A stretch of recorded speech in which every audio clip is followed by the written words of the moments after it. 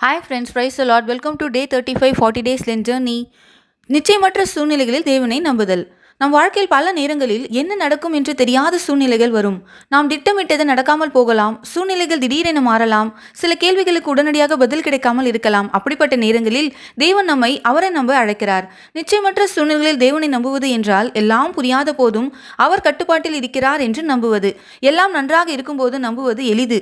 ஆனால் தெரியாத நேரங்களில் நம்புவதுதான் உண்மையான விசுவாசம். நாம் தேவனை நம்பாத போது பயமும் கவலையும் அடைவோம். அதிகமாக யோசித்து மன அழுத்தம் அடைவோம். எல்லாவற்றையும் நாமே கட்டுப்படுத்த முயற்சிப்போம். ஆனால் நாம் தேவனை நம்பும்போது புரிதலை தாண்டிய சமாதானத்தை அனுபவிக்கிறோம். அவருடைய வாக்குத்தத்தங்களை நம்புவோம். பயமின்றி விசுவாசத்தோடு முன்னேறுவோம். தேவன் ஆரம்பத்தையும் முடிவையும் அறிந்தவர். நாம் வழியை காணாத போதும் அவர் ஏற்கனவே நமக்காக வழியை உருவாக்கி வைத்திருக்கிறார். நம்பிக்கை என்பது எல்லாம் புரிந்து கொள்வதல்ல, அது விசுவாசமாக இருக்க வேண்டும். இந்த லென்த் பயணத்தில் நாம் பதில் தெரியாத போதும் தேவனை நம்புவோம். பயத்தையும் கவலையும் விடுவோம். நோவா காணாமல் கட்டியவன். மழை பெய்யும் எந்த அறிகுறியும் இல்லாதிருந்தும் தேவன் நோவாவிடம் பேழையை கட்டச் சொல்லிய போது அவர் புரியாத போதும் உடனே கீழ்ப்படிந்தார். முடிவை காணாமல் இருந்தாலும் தேவனை நம்புவதுதான் உண்மையான விசுவாசம். யோபு துன்பத்தில் நம்பிக்கை. யோபு தனது குடும்பம், ஆரோக்கியம், செல்வம் அனைத்தையும் இழந்தார். ஆனாலும் அவர் தேவனை நம்புவதை நிறுத்தவில்லை. கடினமான நேரங்களிலும் தேவனை நம்புவதுதான் உண்மையான விசுவாசம்.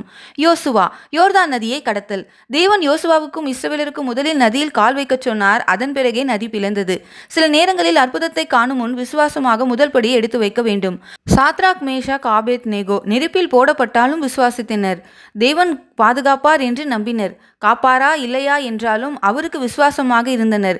முடிவு எப்படி இருந்தாலும் தேவனை நம்புவதுதான் உண்மையான விசுவாசம். நான் வழி தெரியாத போதும் தேவனை நம்புகிறேனா அல்லது எல்லாம் உறுதியாகும் வரை காத்திருக்கிறேனா? டுடேஸ் பைபிள் வேர்ஸ், எக்காலத்திலும் அவரை நம்புங்கள். எனவே எந்த முடிவாய் இருந்தாலும், எப்படிப்பட்ட சூழ்நிலையாய் இருந்தாலும் நாம் ஆண்டவரை நம்புவோம். நிச்சயமில்லாத சூழ்நிலையிலும் அவரை நம்புவோம். அற்புதங்களை காண்போம். தேங்க்யூ. பாய்.